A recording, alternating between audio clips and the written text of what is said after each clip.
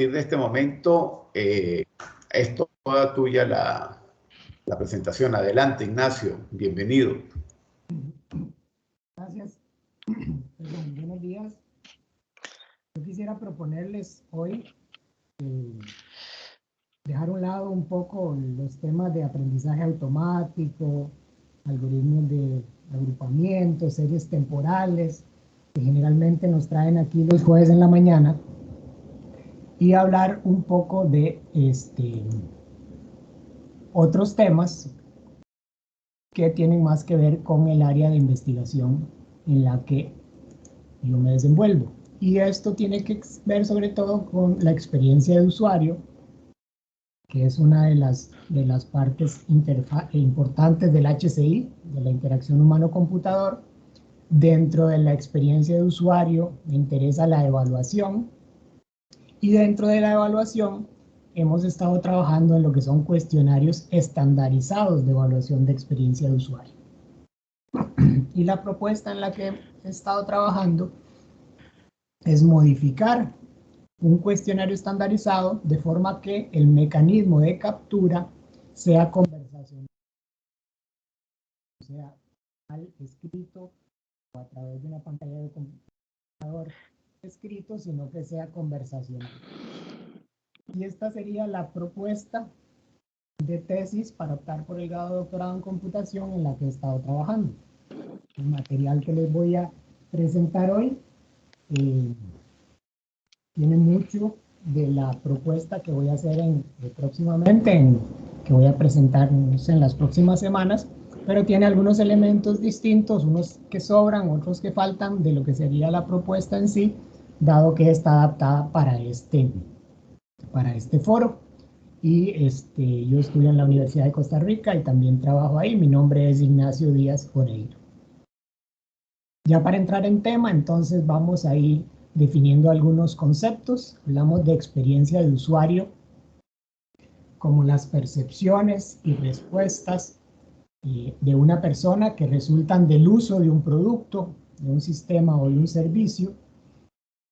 Y esa percepción puede ser también la anticipación de uso, el momento en que se da, si es puntual, si es continuado, si ya pasó y recuerdo mi experiencia cómo fue.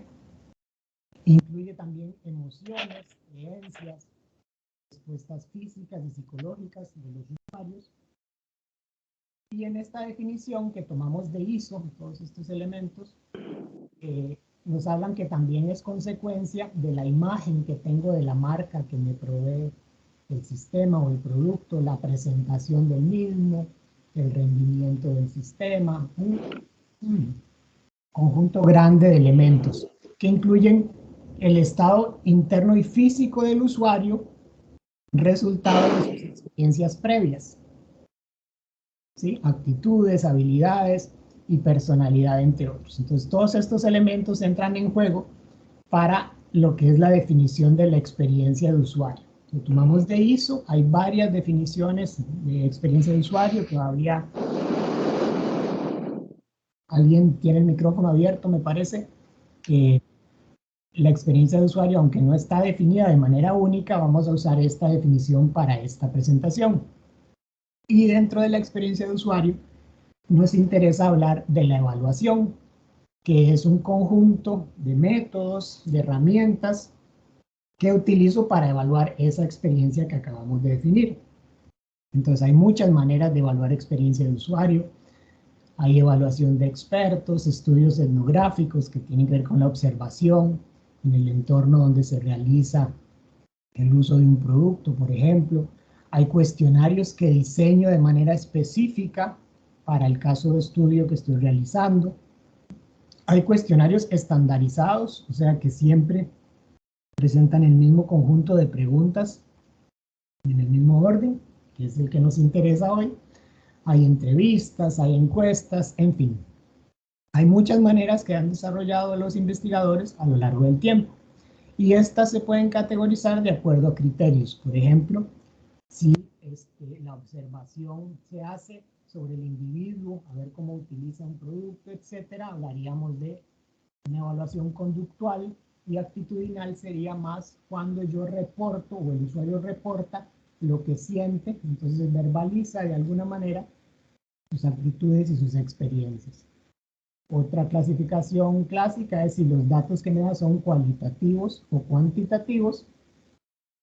Y hay algunos otros elementos de clasificación, por ejemplo, el contexto de uso, si la persona que está realizando la evaluación la vamos a observar a su medio propiamente o la traemos a nuestras oficinas, a nuestro laboratorio, si la evaluación es reportada, es decir, alguien me toma los datos o toma observaciones de lo que estoy haciendo, versus si es autorreportada, si yo mismo la reporto por algún medio, por ejemplo, en el que no necesito un facilitador.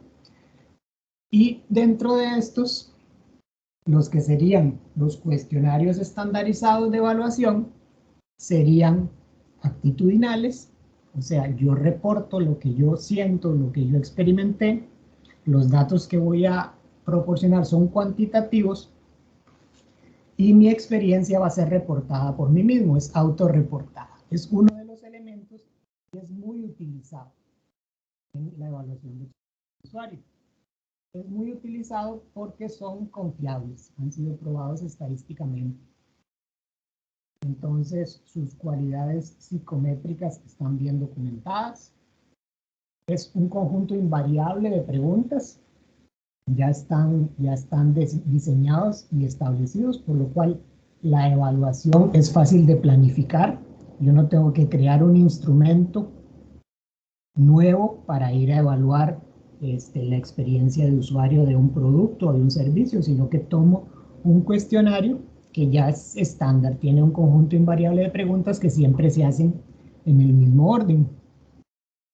Y como les comentaba, el instrumento es autorreportado, es fácil de aplicar, por lo tanto, yo lo puedo distribuir y cada persona reporta su experiencia.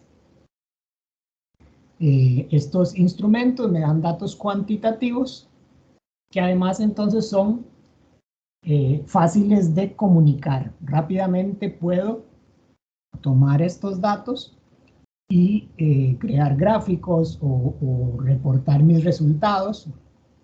Los puedo representar gráficamente y los puedo también comparar, dado que el cuestionario es estandarizado, lo puedo comparar con otras evaluaciones de otros productos, por ejemplo, benchmarks, y con productos o con versiones de un producto mío también. O sea, puedo comparar dos versiones de Ignacio, por rato se te pierde el audio, ¿viste? Sí. No sé si es que te alejas del micrófono. Voy a dejarlo más cerquita, gracias. Las filminas sí pasan bien, sí, ya voy por las 5. Sí, no, eso sí, no ha habido problema. Ok. Entonces, los cuestionarios estandarizados tienen antecesores en los cuestionarios de usabilidad, ¿verdad? Que se encargaban sobre todo de aspectos que hoy llamamos pragmáticos, ¿sí? Usabilidad, sobre todo con calidad de la estructura, con comportamiento previsible del producto, del sistema, qué tan fácil era de aprender.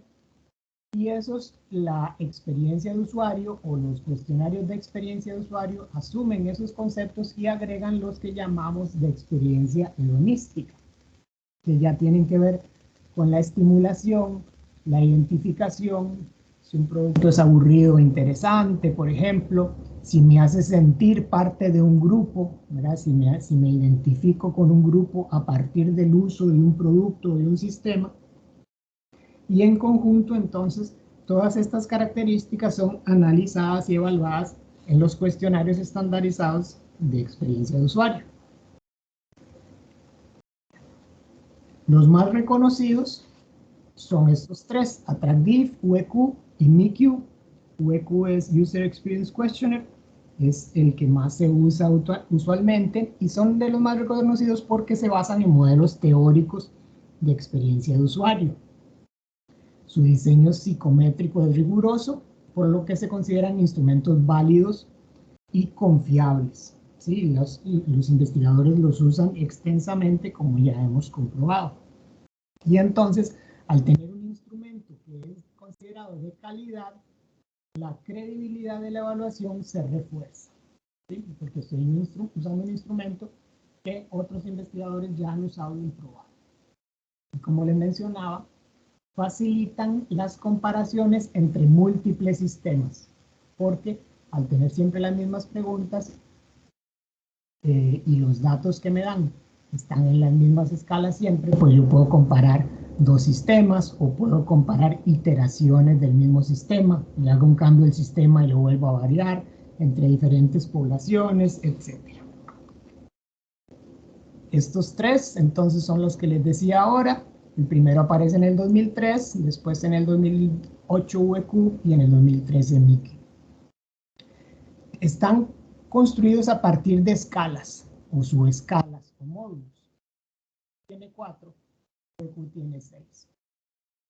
Y Attractive y UEQ usan diferencial semántico en su estructura de las preguntas, mientras que el MIQ usa escalas Likert. El UEQ está hecho por este conjunto de preguntas, ¿verdad? Estas son 26. Y las escalas o subescalas son estas que están aquí, en esta columna. Entonces, este es el orden normal de las preguntas de UEQ. Entonces, por ejemplo, hay preguntas que ahora vamos a ver cómo se escriben, que están relacionadas con la escala de atracción, por ejemplo. Entonces, todas las que dicen atracción son las 6 preguntas en este caso de atracción, las demás escalas tienen 4, y todas esas, en este caso las 6 de atracción, medirían el constructo atracción. Attractive se presenta de esta manera, entonces diferencial semántico, que para explicarlo rápidamente es tener dos conceptos que son opuestos y yo tengo que escoger la dirección en la cual está mi sentimiento o mi experiencia, si es más hacia el lado técnico o más hacia el lado humano, por ejemplo. Y una vez que establecí la dirección, tengo que establecer la intensidad. Entonces aquí no sería ni humano ni técnico, era en el centro, y a medida que me acerco a técnico se refuerza esa dirección, o a medida que me acerco a humano se refuerza esa otra dirección. El UEQ también usa diferenciales semánticos, como dijimos, y el MIQ usa escalas Likert, que son las conocidas que me dan una sentencia o una afirmación y yo tengo que decir, por ejemplo, qué tan de acuerdo o desacuerdo estoy con esa afirmación. Bien, hasta aquí todo bien con los cuestionarios, son útiles, son muy usados, se usan mucho, etcétera, pero como vimos, el formato es repetitivo y la cantidad de preguntas es importante. En la tribuna anterior había un corte de 8 o 10 preguntas de cada uno, pero tienen 26, 28, 34, etc. Como vimos, cada escala tiene 4 o más preguntas y están diseñados así, dado que como el instrumento se distribuye a la gente y las personas no están interactuando con un facilitador o con un experto, se ponen varias preguntas por ítem para después hacer una correlación y estar seguros que estamos midiendo correctamente el constructo. Eso hace que los cuestionarios sean un poco largos y pueden ser un poco tediosos. Depende del lenguaje, obviamente, el idioma y los conceptos que vienen, como son sobre todo en los diferenciales semánticos, como se trata de poner una única palabra, a veces el concepto que usaron o que encontraron es un poco oscuro o es un poco rebuscada la definición. Por ejemplo, en UEQ me preguntan si el sistema o producto es pragmático o no pragmático. Entonces a veces usan algunas palabras que no son de uso común o dependen del lugar. La experiencia de usuario podría no ser buena, en general no se han estudiado. La experiencia de usuario es de usar un instrumento de evaluación de experiencia de usuario, simplemente existe y ya. Y como les decía, si el usuario tiene que evaluar varios productos, por ejemplo, o 2 versiones de un producto, es probable que después de una cantidad importante de preguntas ya esté un poco aburrido o no esté tan concentrado, y su compromiso para dar respuestas que son apropiadas o que de verdad reflejan lo que piensa o siente, ese compromiso podría disminuir, ¿sí? Entonces, eventualmente, llenar un formulario de estos podría estar siendo objeto de algunos sesgos propios de las encuestas escritas. En realidad no hay los cuestionarios estandarizados de evaluación de experiencia de usuario en sí, solo que el formato podría prestarse para unos sesgos. Típicamente, si yo tengo un conjunto de preguntas en forma de diferencial semántico, podría haber una tendencia de marcar, por ejemplo, todas en fila, todas en el último, todas en 777 o todas en 111, etc. Entonces, esta carga cognitiva que el usuario tiene que hacer y ese nivel de compromiso que queremos que tenga a lo largo de todo el llenado del formulario o de la encuesta o del cuestionario podría verse, digamos, un poco comprometido. Entonces, a partir de aquí, nos interesaba a nosotros buscar alternativas del uso de los cuestionarios, pero modificando, por ejemplo, el formato de entrada de los datos. Originalmente estuvimos buscando opciones alrededor de modificar la manera en que se despliega ese diferencial semántico. Y decimos porque yo soy parte de un grupo de investigación aquí en la Universidad de Costa Rica que tiene que ver con interacción humano-computador, que tiene que ver con experiencia de usuario, con interfaces no tradicionales, etc. Y es un grupo de profesores que acuerpa a lo largo de los años a diferentes estudiantes de doctorado o de maestría que hacen sus proyectos de tesis, por ejemplo. Entonces, a lo largo de los años hemos utilizado diferentes medios para el usuario, y entonces hemos notado que podría haber ahí algún pequeño inconveniente con el mecanismo de entrada, y se nos ocurrió buscar algunas alternativas. Revisando la literatura, a ver si alguien había explorado este tema antes, encontramos algunas modificaciones a los cuestionarios que tienen que ver sobre todo con traducir el cuestionario. Otros investigadores toman uno de estos 3 cuestionarios y escogen algunas preguntas que les sirven y otras no.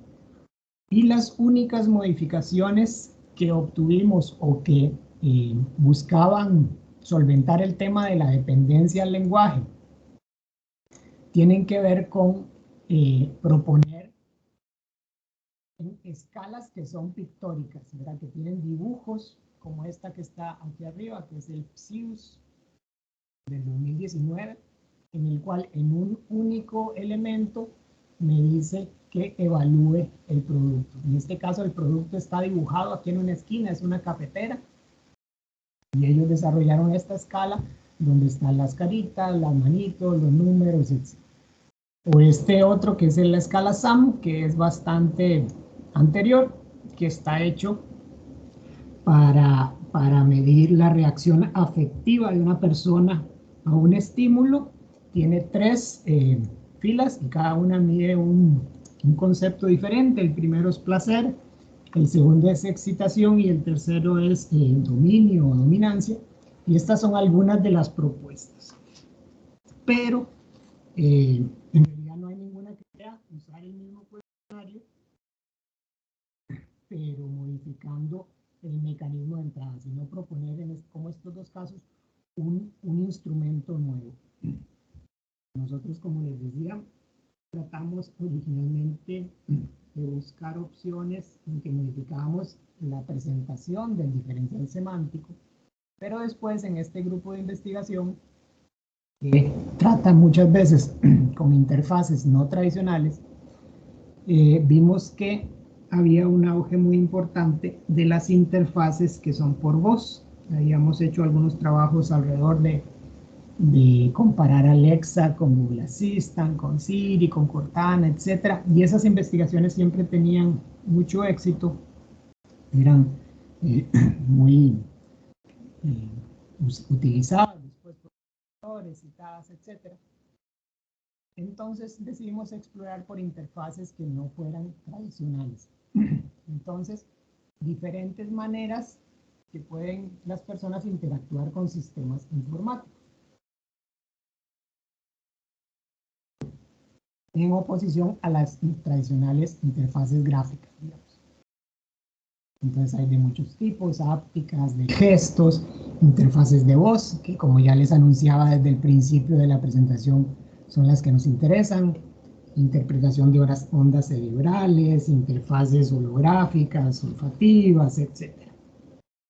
Pero nosotros nos dimos a la tarea de buscar dentro de las interfaces de voz. ¿Por qué? Porque en general tienen una conexión fundamental con nuestro entorno, son una forma natural de comunicación. Claramente son muy anteriores a la escritura. ¿Sí? Es más sencillo para decir un mensaje, hablarlo que escribirlo.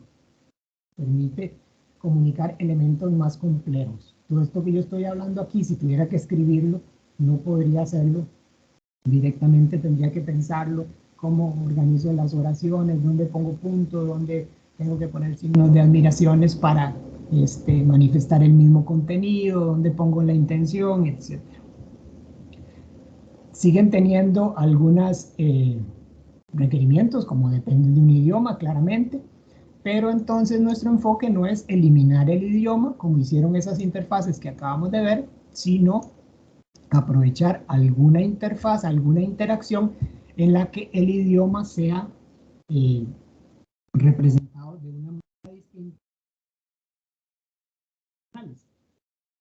También yo podría pensar que una interfaz de voz es menos eficiente para identificar, por ejemplo, elementos simultáneamente. Si yo tengo una pantalla y tengo varios elementos, es fácil escanear con la vista rápidamente y buscar el elemento que estoy buscando. Mientras que en una interfaz por voz tendría la información secuencial, entonces también ahí hay un reto. No quiere decir que las interfaces visuales siempre sean de esta forma, que puedo identificar varios elementos a la vez. Por ejemplo, en un video hay cosas que pasaron y que tendría que devolverme para ir a analizar, pero en general las interfaces visuales son más eficientes a la hora de identificar varios elementos a la vez. Las interfaces de voz han estado muy bien representadas y muy impulsadas por los asistentes inteligentes, ¿verdad? Es alguna tecnología, alguna gente que utiliza reconocimiento de voz, procesamiento de lenguaje natural, construcción de una voz, ¿verdad? La síntesis de voz, y han sido muy usados en los últimos años para tareas que en general son sencillas. Búsqueda de información en línea, programar tareas, poner alarmas, qué sé yo. Y estos asistentes están implementados en altavoces inteligentes o speakers o en celulares, ¿verdad? Que también ahora traen algún asistente de voz. Hay típicos Alexa, Siri, Cortana, Google Assistant, hay un montón. En general, han sido usados para tareas no complejas. Dependen de que un cuerpo de programadores desarrolle, por ejemplo, skills en Alexa o actions en Google Assistant, y ese mercado, pues aunque ha ido creciendo, todavía es incipiente. La adopción, por otro lado, de estos altavoces es bastante alta. Si vemos aquí esta recta, estos son datos de Estados Unidos de finales del 2019, el porcentaje de adopción de la población de Estados Unidos, de adultos mayores de edad, de un parlante inteligente, es más rápida que la que tuvieron los smartphones en su momento, las televisores en su momento. A partir del momento que salen, en menos años han alcanzado el 50% de la población de adultos en Estados Unidos.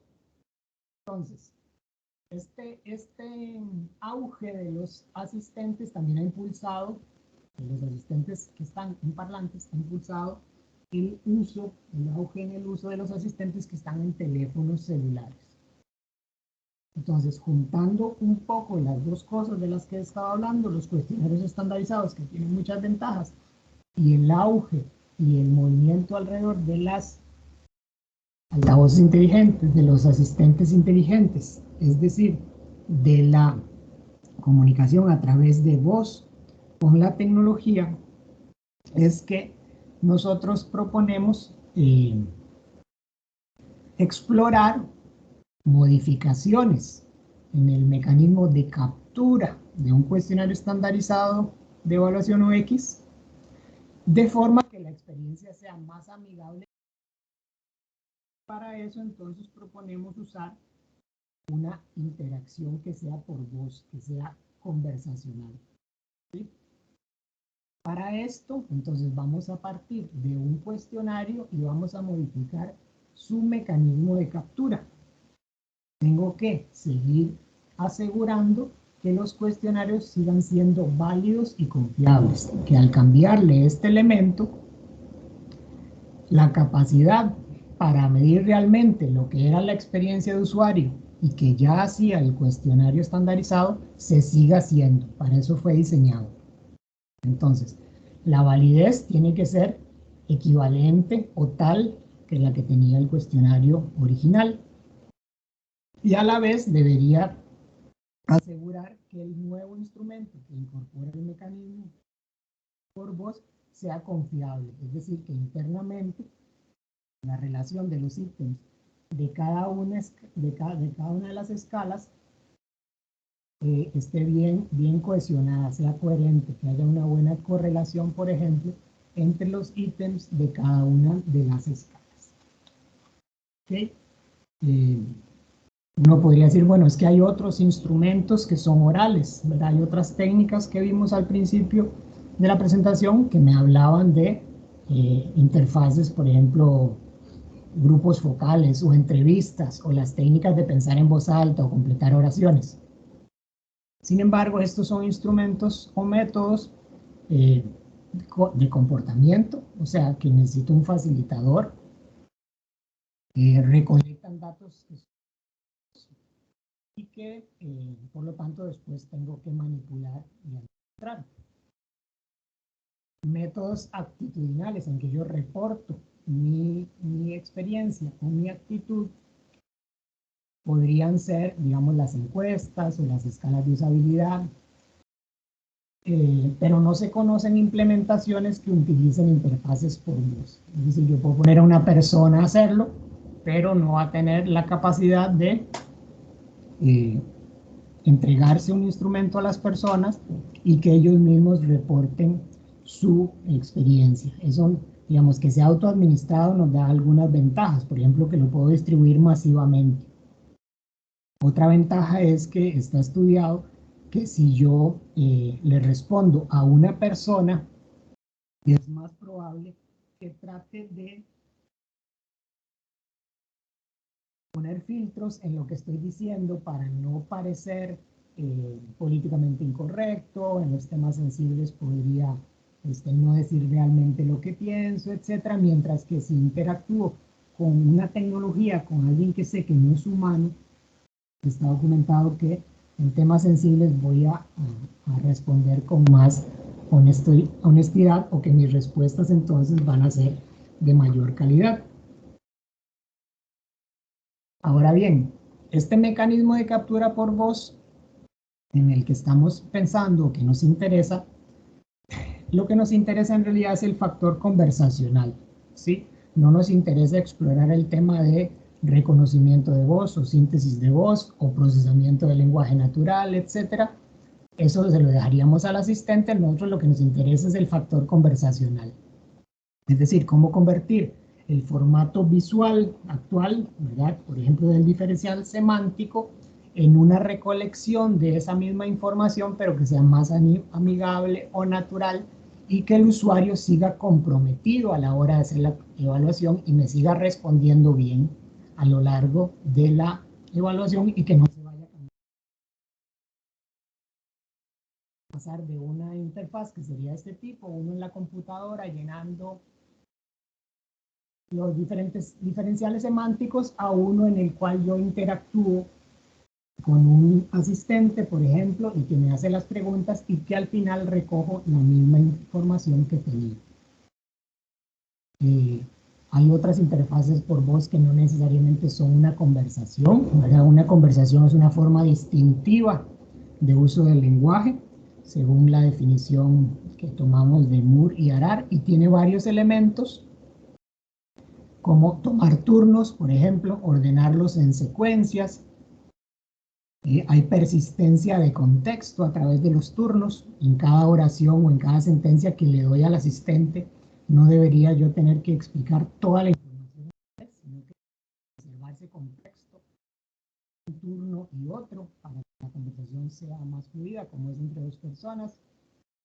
Hay un conjunto de acciones características para manejar la interacción entre sí, que si saludo, que si no saludo, que cómo preparo la despedida, etcétera, que cómo voy construyendo mis secuencias. Y Moore y Harari entonces proponen un framework basándose en los trabajos de Sachs, Shegloff y Jefferson sobre interacciones sociales. Ellos son sociólogos, desarrollan lo que es Conversation Analysis en los 70s de interacciones relacionadas con conductas verbales de personas a través de transcripciones. Y entonces ellos organizan una conversación, ¿qué características tiene? Moore y Harari lo que hacen es proponer un framework que tiene formas simplificadas de esos patrones de conversación humana. Y esas formas simplificadas incluyen conceptos como organización, reparación de secuencias, etc. Y las proponen para interactuar con agentes que son virtuales, tecnológicos, por ejemplo. Entonces tengo un lenguaje de patrones con este framework de Moore y Harari, que lo que buscan es permitir una interacción natural entre el usuario y el agente. Y con natural se considera que deben incluir un diseño en función del destinatario o de la persona con que estamos hablando, y los conceptos de minimización y reparación, que si vemos rápidamente, el diseño en función del destinatario me debería permitir adaptar las respuestas de la gente, la audiencia objetivo, por ejemplo, proveyendo diferentes rutas en la conversación para llegar al mismo punto que diferentes personas pueden ir tomando. El concepto de minimización, que es algo que nosotros los humanos hacemos, que transmitimos un mensaje con la mínima cantidad de palabras posible, y si vemos que la otra persona no nos entendió por alguna razón, usamos otro mecanismo que es el de reparación, ¿verdad? Que es rehago todo o parte de un enunciado debido a esas dificultades. Y entonces ahí puedo romper un poco el concepto de minimización porque hago una explicación más extensa de la que había originalmente, pero parto de una que es básica, ¿sí? Entonces nosotros lo que queremos es tomar un diferencial semántico como este, por ejemplo, transformarlo por voz en algo que sea una conversación que parezca, que utilice estos elementos y que parezca natural o que sea natural, ¿verdad? No mecánica, no automatizada, sino que yo le pueda, que la gente me diga, considera que el producto está organizado, que si es desorganizado o oscuro, y entonces yo le diga, sí, es un poquillo desorganizado, y que él me entienda, que yo no tenga que decirle una palabra exacta, sino como hablaría yo en una oración, y después hay una réplica, que tan desorganizado, y yo le diga, bueno, yo diría que un poquito, y él me entiende, digamos, y eso sería más natural, y después la gente me dice, de acuerdo, ya lo entendí, perfecto. Y eso es lo que nosotros querríamos. Entonces, resumiendo un poco, los escenarios estandarizados están muy bien, pero tienen algunos puntos que creemos que se podrían mejorar, o proponer después un mecanismo equivalente, ¿verdad? Aunque no sea una mejora, que sea una alternativa de uso. Los mecanismos dijimos que eran monótonos, tienen muchas preguntas, podrían darse algunos sesgos, y por otro lado tengo el auge de las interfaces por voz.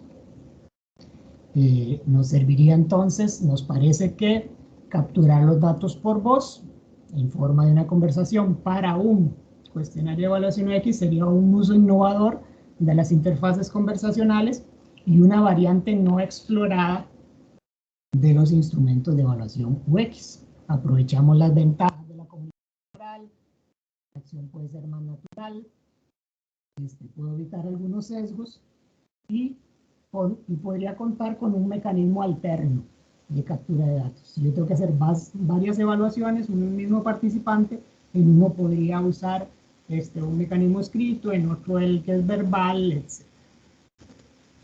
Lo que nos lleva a las preguntas de investigación y de trabajo, que es cómo diseñar una conversación por voz, ¿verdad? Una interacción del mecanismo de captura de un cuestionario estandarizado de evaluación UX. Y esta la partiríamos en cuál es la validez y la confiabilidad de este cuestionario en comparación con el cuestionario escrito o con el mecanismo escrito. El nivel de naturalidad del mecanismo afecta los resultados obtenidos o no. Y cómo es la experiencia de usuario del cuestionario con captura por voz en comparación con el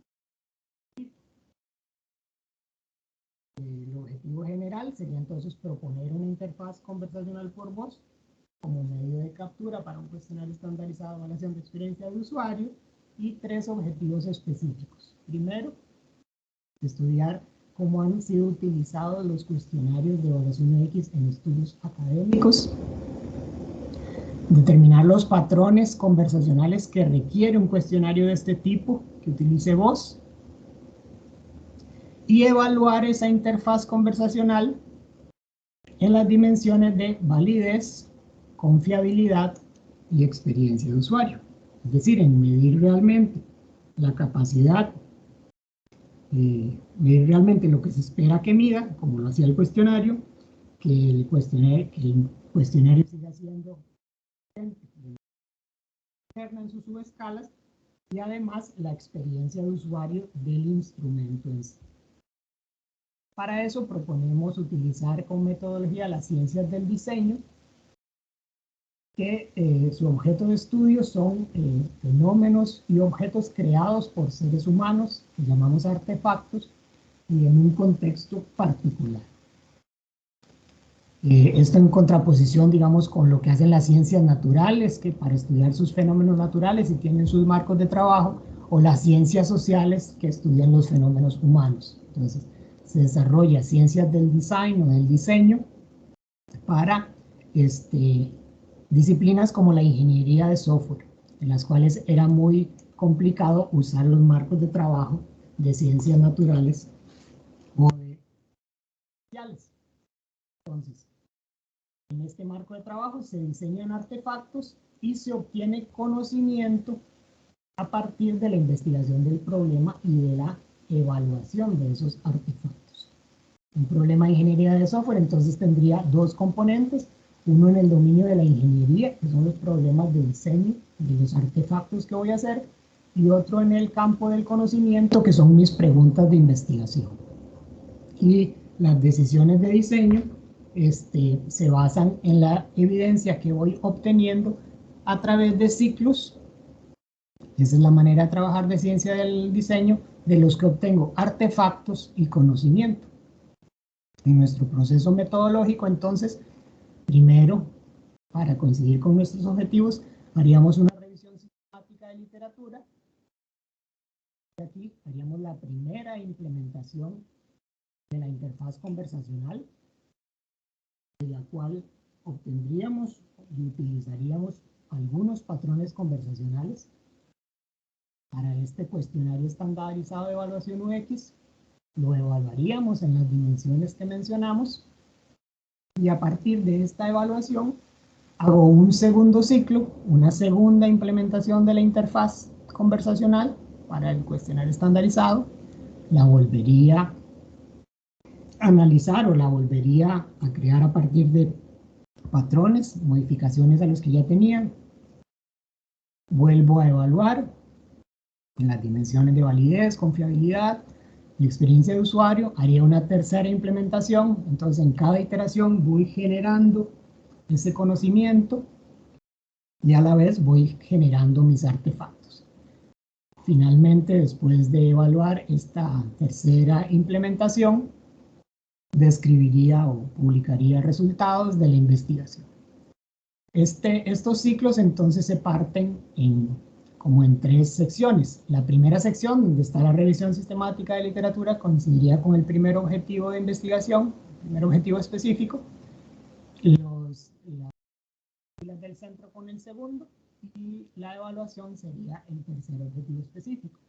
Y además, los productos que iría obteniendo en cada uno de ellos, de la revisión sistemática, el conocimiento respecto del uso de los cuestionarios, si se utilizan solos, si se utilizan en conjunto con otros instrumentos, dónde se utilizan más los cuestionarios, qué cantidad de personas o participantes usan los investigadores para hacer sus evaluaciones de experiencia de usuario, todo este tipo de información.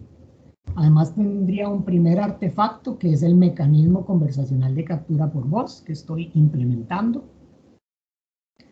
Un segundo artefacto que quizás es el más interesante, que es el conjunto de patrones conversacionales que puedo identificar de este trabajo cíclico que me propone Ciencias del Diseño, ¿verdad? Al final voy a tener un producto, un artefacto, que es ese conjunto de patrones. Y finalmente, otro producto sería conocimiento respecto de la evaluación del mecanismo propuesto, si siguen siendo válidos, si siguen siendo confiables, etc. Rápidamente, algunos resultados y publicaciones. Tenemos dos publicaciones relacionadas con la revisión sistemática de literatura, una en una conferencia de finales del 2019 y una versión extendida en la revista Advances in Human-Computer Interaction, ya más centrada en computación ubicua e inteligencia ambiental. Y tenemos otras dos publicaciones que nos acaban de aceptar para un congreso que va a haber en febrero del año que viene aquí en Costa Rica. Una tiene que ver con comparar mecanismos escritos y de voz en un primer ejercicio que estamos haciendo con un estudiante de maestría que se llama Giancarlo Mata,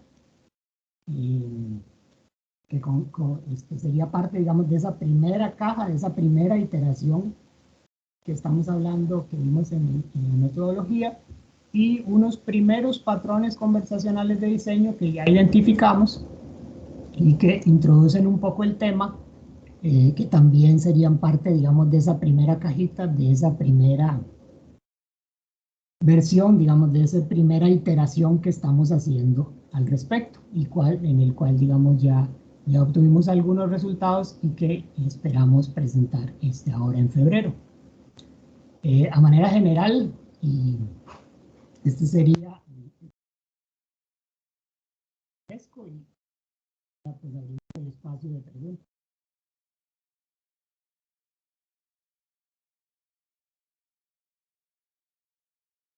Yo le perdí el audio. Ustedes no le perdieron el audio también. Un poco, sí. Al final, Ignacio. Sí, al final se nos fue. ¿En qué parte? No, al final. Bueno, lo más importante era como aquí. Espero sí, que sí no, lo hayan escuchado. Sí, todo eso se te escuchó sin problema, ¿oíste? Fue al Perfecto. final, que Entonces, nos subimos ya cuando terminaste. bueno, ya estaríamos listos, ¿no? En general, ¿verdad? Digamos, esta sería una propuesta que no se ha presentado, por lo tanto, digamos, los resultados quedarían fuera de la propuesta, era nada más para compartir algunas de las cosas bonitas que hemos estado haciendo, pero, digamos, la propuesta llegaría hasta aquí a la metodología y vamos a comentarios de ustedes, preguntas, observaciones. Bueno, gracias, Ignacio, por la presentación. De aquí en adelante arranca el proceso de preguntas. Adelante.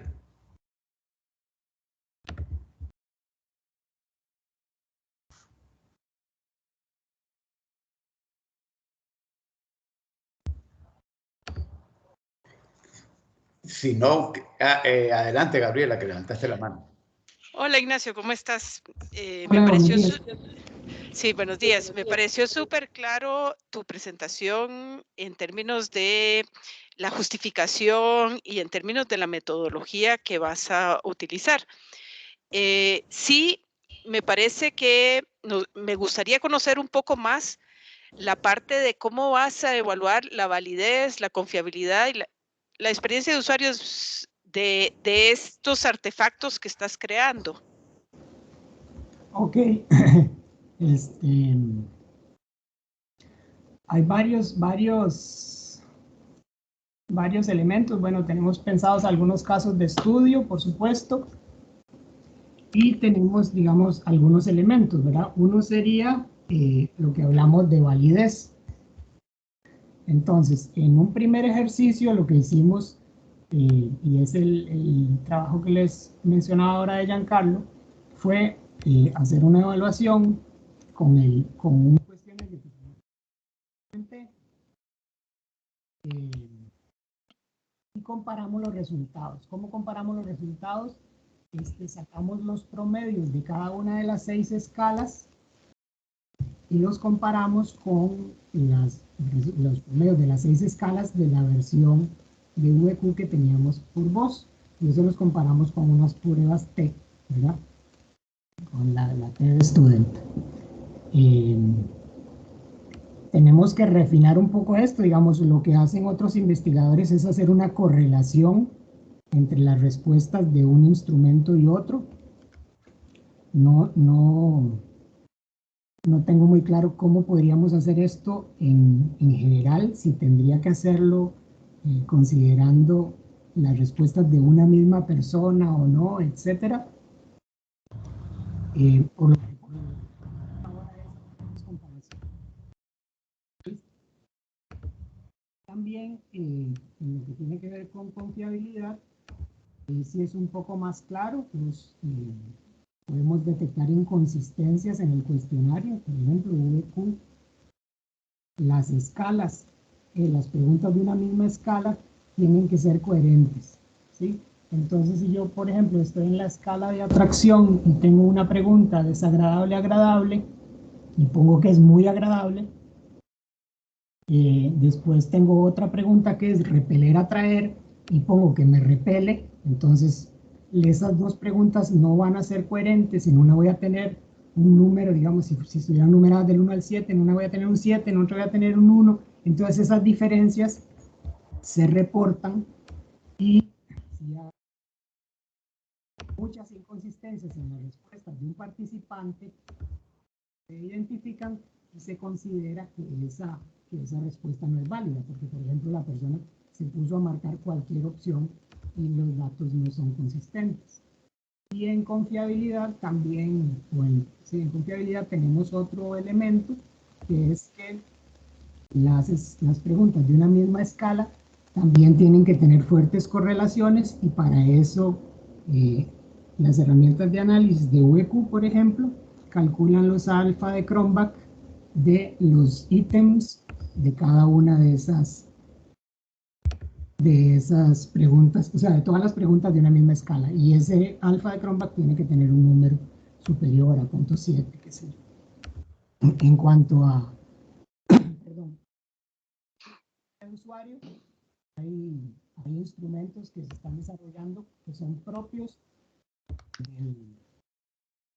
del perdón,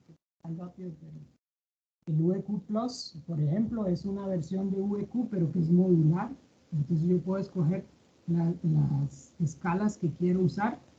Hay 3 que son para formatos de voz, ¿verdad? Que son estas 3 que estamos viendo aquí. Nosotros hemos estado usando también, por ejemplo, la de uso intuitivo, la de originalidad, que podríamos usar para comparar, digamos, el instrumento escrito con el instrumento de voz. Entonces, en la parte de validez todavía estamos afinando un poco el tema. En confiabilidad es un poco más claro, y en experiencia de usuario también ya es un poco más claro.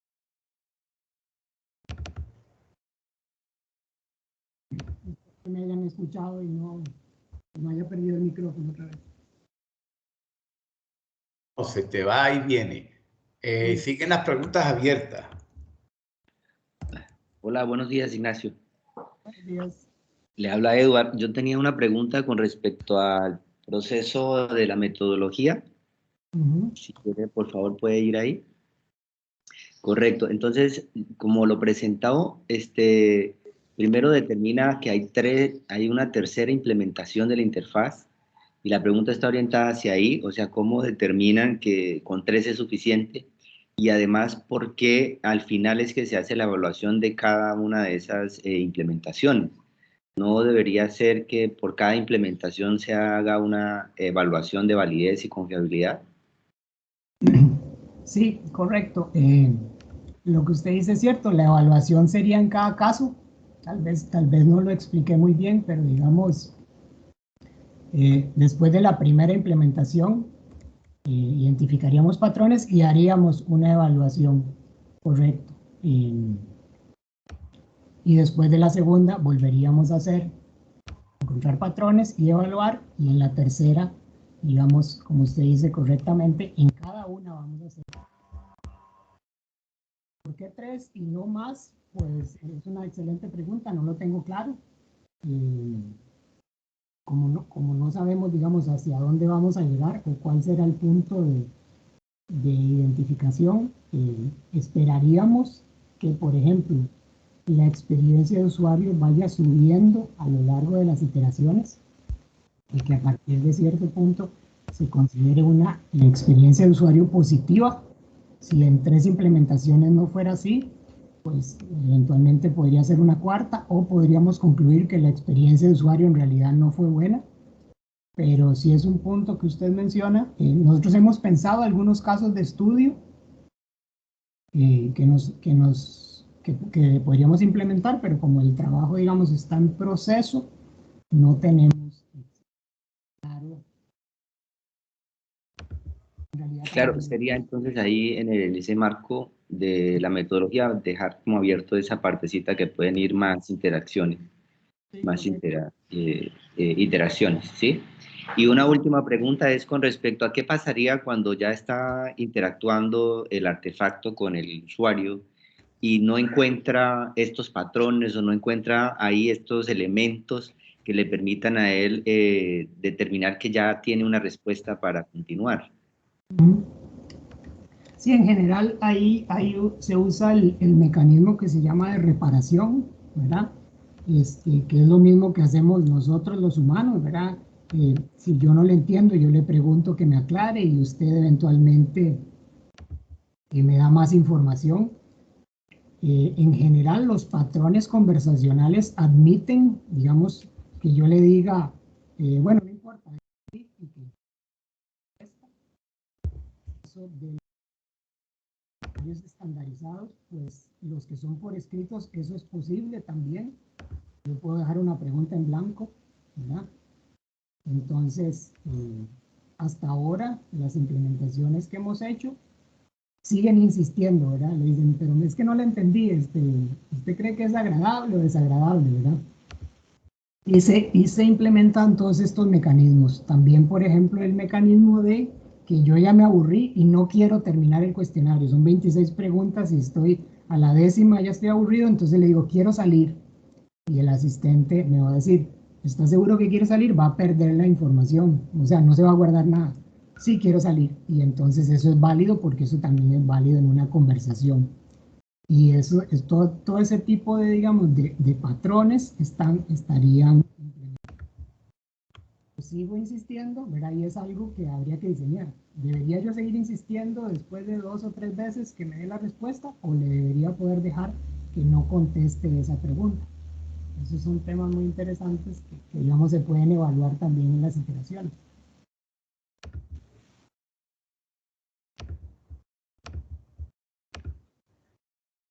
Bueno, sigue abierto el derecho de palabra. Adelante.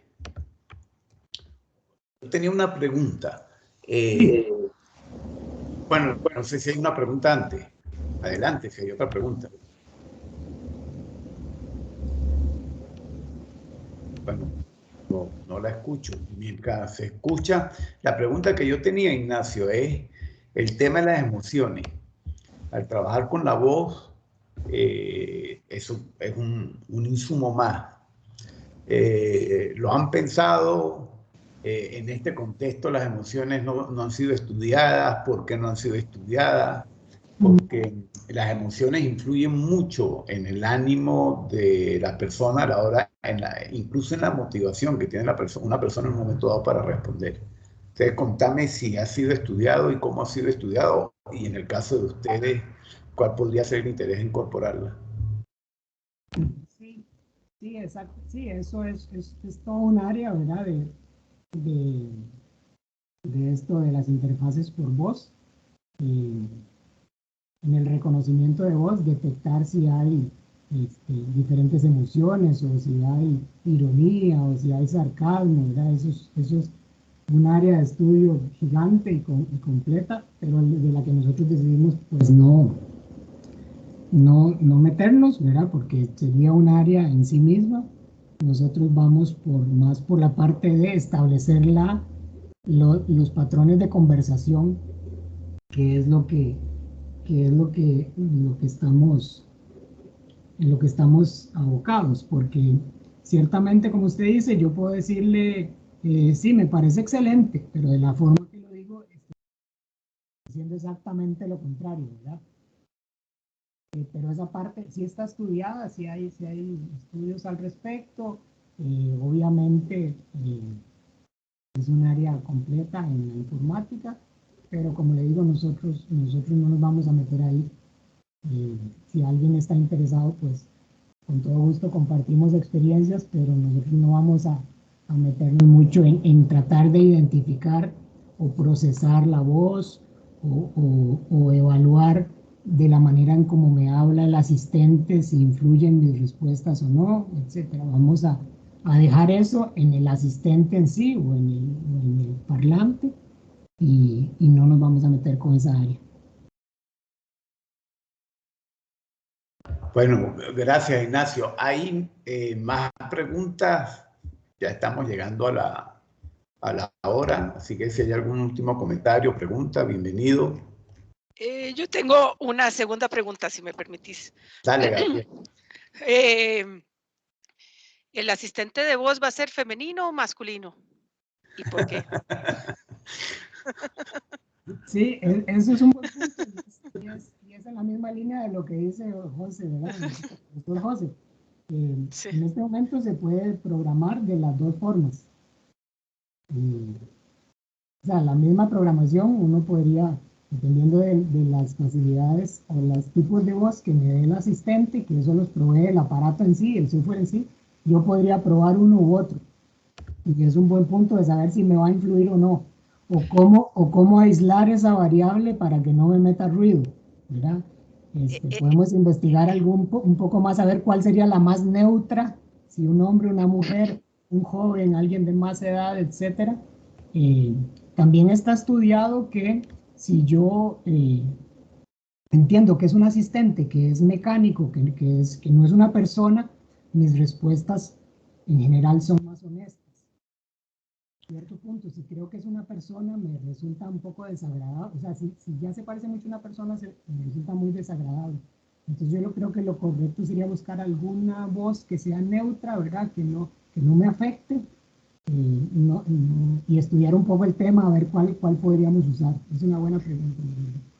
Sí, oyéndote se me ocurrió una posible solución, que al principio le ofrezcas 2 o 3 voces y le digas que cuál le parece a la persona más agradable. Y entonces Sí, que sea la persona la que se autopersonalice. puede ser una opción, sí. Y Hay que considerarlo, por supuesto. Sí. incluso, bueno, ya cerrando, pues hacerlo, pensando en lo que dice Gabriela, que se vaya adaptando. Puede que al inicio arranque con una voz y después la vaya cambiando si ve que en el ánimo la persona es mayor o menor. Si es mayor, podría mantenerlo, y si es menor el ánimo de la persona en la respuesta, que eso lo pueden estimar, con qué tan rápido responde, si responde coherentemente, etcétera.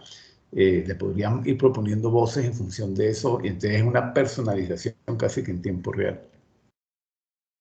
Sí, Bueno, sí. se lo dejamos ahí para que lo piensen, ¿no? Pero, opciones para estudiar, muchas gracias. bueno, muchísimas gracias a ustedes. Creo que ya con hoy,